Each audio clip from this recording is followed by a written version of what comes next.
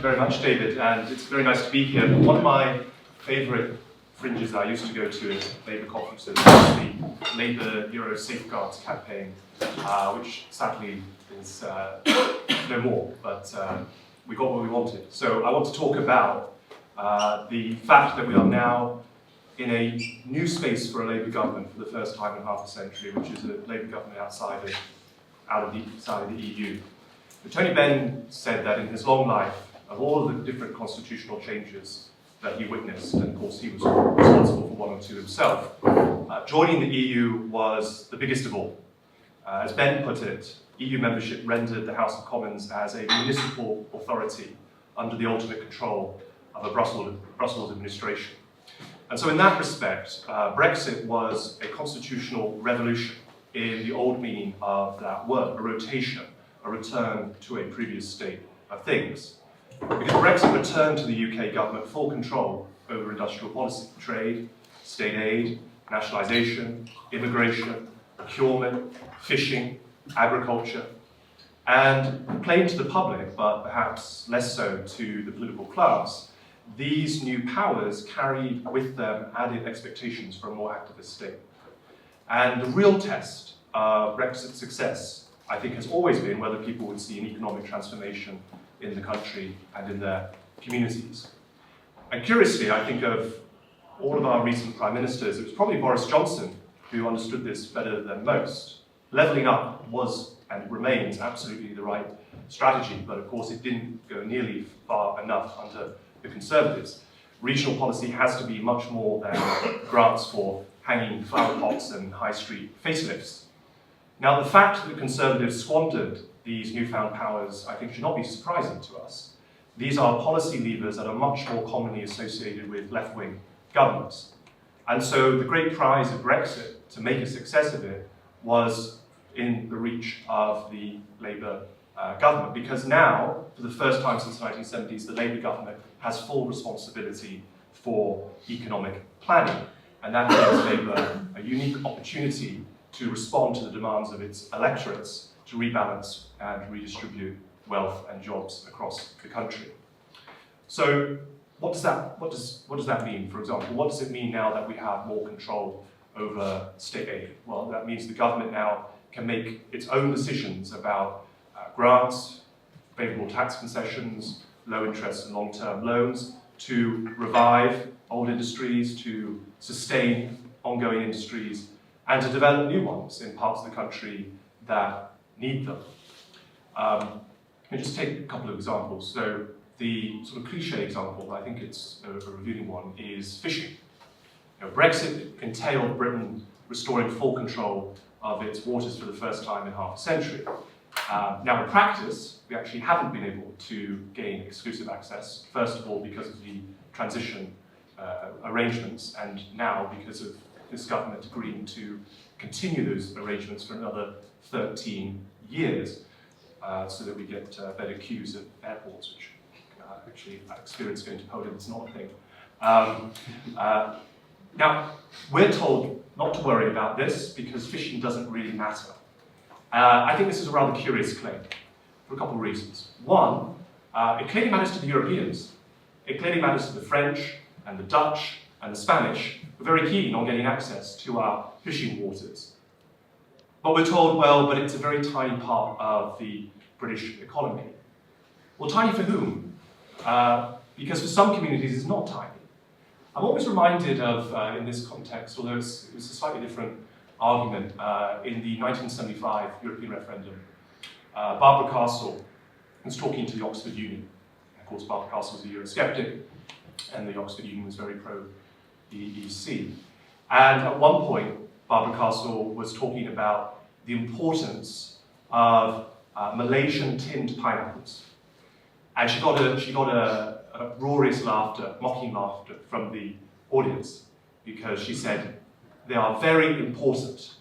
And people laughed. And then she said, for their economy, for the exporters, for the Malaysians who export those tinned pineapples. And so fishing may not be very important in the aggregate of our GDP, but people don't live their lives in the aggregate. And in those communities, those fishing communities. And I used to live, my constituency when I lived up in the northwest was Lancaster and Fleetwood.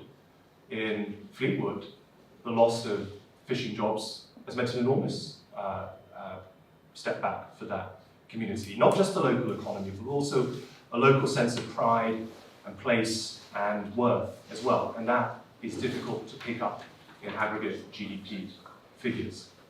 Now, what else though does this new arrangement under Brexit give us? Because at the moment, my critics could say that this is just a nostalgic throwback, living in the past, and as a historian, I do actually. But also, there is a way to think about this looking forward. We could look at the Biden administration's approach to state aid, actually. The CHIPS Act under the Biden administration was an enormous state aid package. The US Department of Commerce distributed $30 billion in loans to help finance the capital costs for starting or increasing semiconductor creation. And the Biden administration made these loans contingent on establishing production in economically depressed parts of the country, such as the Rust Belt. And the administration also attached these conditions for higher wages and union contracts. And this is exactly the kind of thing that a Labour government could do. Now, we already have something called a British Business Bank. It was actually set up as a kind of while we're in the EU. But while we're in the EU, its operations had to get approval from the European Commission so that they were not seen to be distorting the European single market.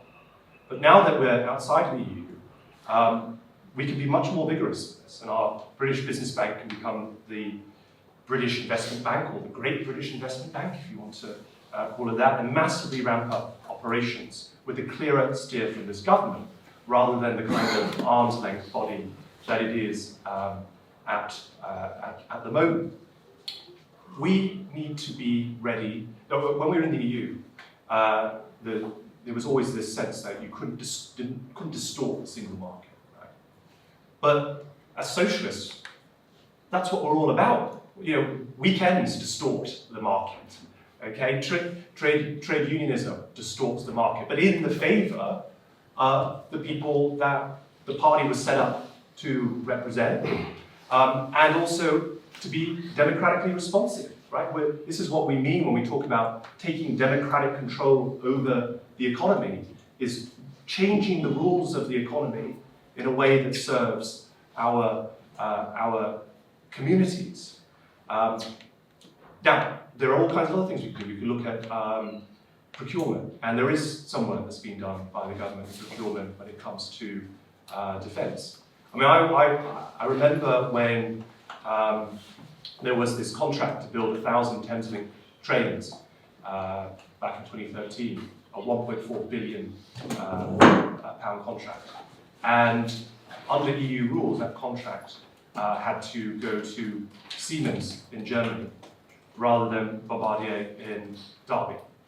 And this is now exactly the kind of thing where the UK government can say, that we want to have a preference, not just a national preference, but actually a preference for particular parts of the country where these operations are much needed and where these jobs are much needed. Unfortunately, the record, I think, has been pretty underwhelming, disappointing. We have the Scunthorpe example, I know people here will talk about that. But we had, earlier this year, AstraZeneca was going to set up a vaccine manufacturing plant in Liverpool. And Chris Bryan pulled the contract because he said it was poor value for money. We've seen the closure of Port Talbot and Grangemouth and Vauxhall. Right? These are all examples of where the government should feel much more empowered to intervene and to take control. So I think it's time for us to break some of the rules of the market.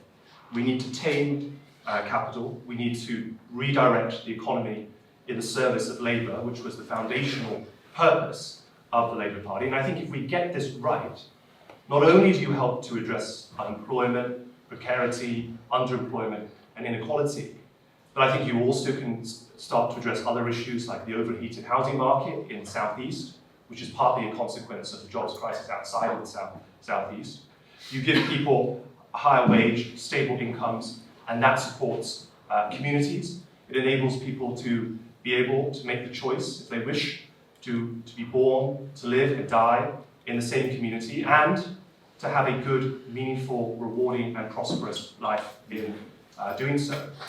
Because when you do that, you don't just revive a community's economy, you revive something of the spirit of that community as well. And then the public realm, crime, mental health, people having families, the crisis of social care, people able to look after their parents because they haven't had to move away from employment. All of these other things can be tied as knock-on effects to good, proper industrial strategy.